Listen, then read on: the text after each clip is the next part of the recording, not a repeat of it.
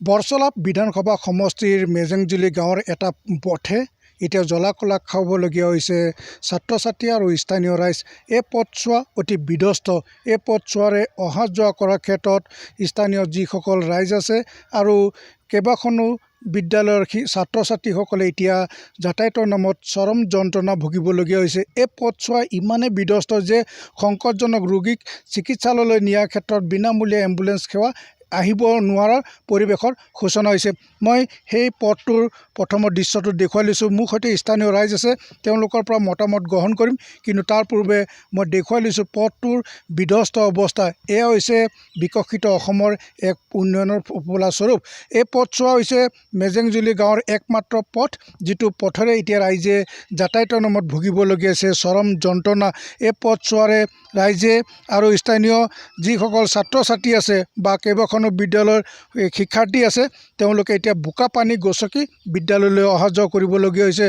মোৰ সৈতে ইয়াৰে স্থানীয় এজন যুৱক আছে, সচেতন যুৱক। তেওঁলোকে এই পথছোৱা দীৰ্ঘদিনৰ পৰা বাৰম্বাৰ দাবী জনাই আহিছিল ৰাজ্য চৰকাৰক যে পথটো পকীকৰণ কৰিবলৈ, কাৰণ এই পথটো যাতায়াতৰ ক্ষেত্ৰত ৰাইজে ভুগি আহিছে চৰম যন্ত্ৰণা। কি ক'ব, এই পথটো অতি বিধ্বস্ত এতিয়া? হয়, খুব দুখৰ বিষয়। আমি এই পথটোৰ কাৰণে, মেজেংজুলি গাঁৱৰ এই পথটোৰ কাৰণে আমি স্থানীয় ৰাইজৰ চহী উঠায়ো আমি PWD অফিচত লগতে বিধায়কৰ ফৰৱাৰ্ড কৰিছিলোঁ, যেতিয়া নেকি আমাৰ গণেশ লিমুদেৱ বিধায়ক আছিলে। আগতে আমাৰ যেতিয়া ডিনিমেশ্যন হোৱাৰ আগতে আমাৰ অশোক সিংগালদেৱ আছিলে, তেখেত সময়তো আমি এইখিনি ৰাস্তাখিনি কৰি দিব লাগে বুলি মেজেংজুলি গাঁৱৰ আমি আহ্বান জনাইছিলোঁ, তেওঁলোকক লিখিতও দিছিলোঁ। কিন্তু তেওঁলোকে কোনো ধৰণৰ এই ৰাস্তাৰ কাম নকৰিলে। আজি যাৰ ফলত আমাৰ ছাত্ৰ-ছাত্ৰী, স্থানীয় ৰাইজে বাৰিষা সময়ত ভুক্তভোগী হৈছে। আজি আপোনালোকে চাইছে ইমান ছাত্ৰ-ছাত্ৰী ইয়াত যেতিয়া পাৰ হৈ যায়, তেওঁলোকে চেণ্ডেল জোতা খুলি খোজকাঢ়ি যেতিয়া পাৰ কৰিবলগীয়া হৈছে, তেওঁলোকে চাইকেলো ঠেলি লৈ যাবলগীয়া হৈছে। এই ৰাস্তাখনেদি কিমান ছাত্ৰ-ছাত্ৰী ইয়াতে হাই স্কুল হওক, ME স্কুল হওক, LP স্কুললৈকে যায়। আমি আহ্বান জনাইছোঁ আমাৰ বিধায়ক, আমাৰ নৱনিৰ্বাচিত বিধায়ক মহোদয়ক, যে আমাৰ এই ৰাস্তাখন, আমাৰ এই ৰাস্তা দিয়ে আমাৰ মিছামাৰী কলেজলৈকে ছাত্ৰ-ছাত্ৰী যায়, এই ৰাস্তালৈ আমাৰ মিছামাৰী থানালৈকে যায়, গোটেইখিনি এই একমাত্ৰ পথ আছে। এই পথখিনি অতি সোনকালে যাতে বনাই দিয়াৰ ব্যৱস্থা কৰিব লাগে, নহ'লে আৰু কিছুদিন আগতে আৰু বৰষুণ যেতিয়া পানী হ'ব, নিশ্চয় আৰু যাতায়াতৰ কাৰণে ছাত্ৰ-ছাত্ৰী ৰাইজৰ অসুবিধা হ'ব। কি ক'ব? হয়, এইটো ৰাস্তাটো বহুত বেয়া আৰু এইটো বহুত দিনৰ পৰা এইটো বনাবৰ কাৰণে দাবী জনোৱা হৈছে, পাৰ এতিয়ালৈকে কোনো আমাক নাচায়। আমাৰ মেজেংজুলিৰ এইটো চবতকৈ মেইন ৰাস্তা হয়, য'ত এতিয়ালৈকে এম্বুলেন্স সোমোৱাও দিগদাৰ হয় আৰু পোৱালীবিলাকৰ অহা যোৱাও বহুত দিগদাৰ হয়। আৰু আমাৰ মেজেংজুলিত বহুত তেনেকৈ সৰু সুৰা ৰাস্তা আছে, এইটোৱে ডাঙৰ ৰাস্তা হয়, কিন্তু এতিয়ালৈকে ডাঙৰ ৰাস্তাও পকীকৰণ হোৱা নাই।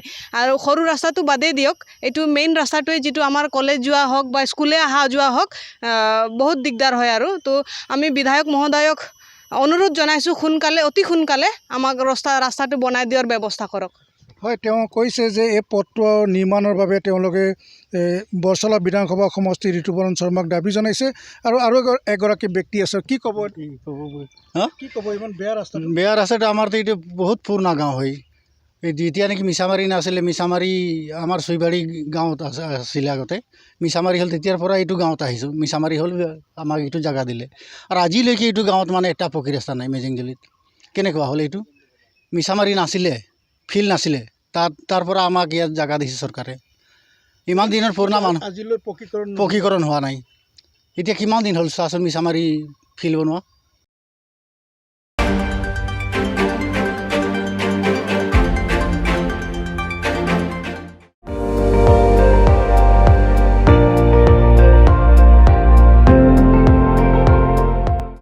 আপুনি চাই আছে ND24, সৰ্বশ্ৰেষ্ঠ নহয়, সৰ্বোত্তমৰ দৌৰ।